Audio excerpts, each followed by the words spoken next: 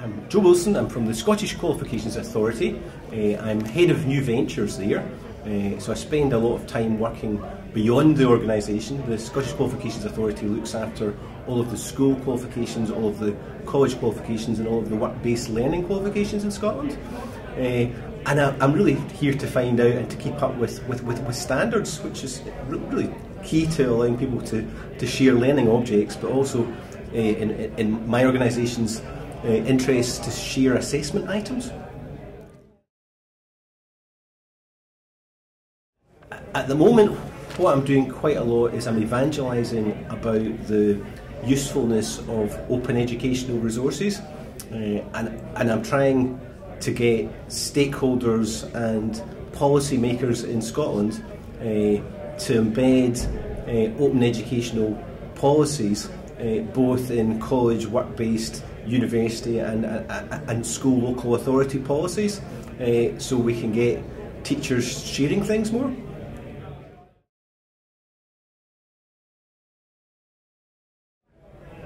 I hope, because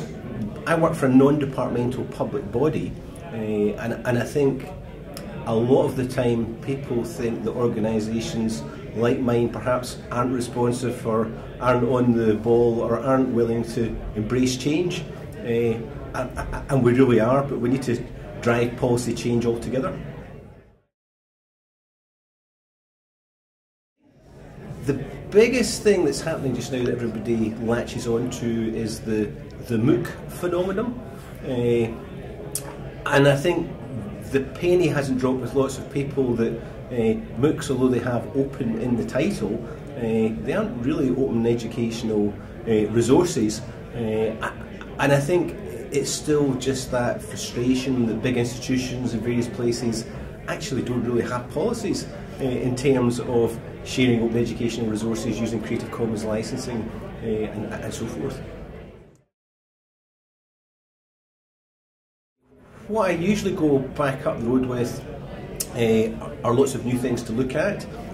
So the new QTI standards out, I'm taking that back up to have a look at and see how we're implementing it and to see what opportunities that gives us on the assessment side. It also gives me a whole lot more allies in driving change, and we look very much to CETIS, to JISC and to a number of organisations, really to give us that authoritative information that we're making the right decisions when we're looking at implementing systems or driving change, and we don't get caught in a vendor silo where there's proprietary software and various other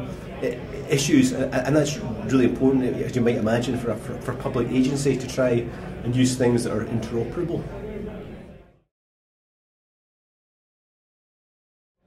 I think it's that they are always out on the front line looking at where standards and change are happening, and providing that kind of impartial advice that you don't genuinely get from any other source in the UK.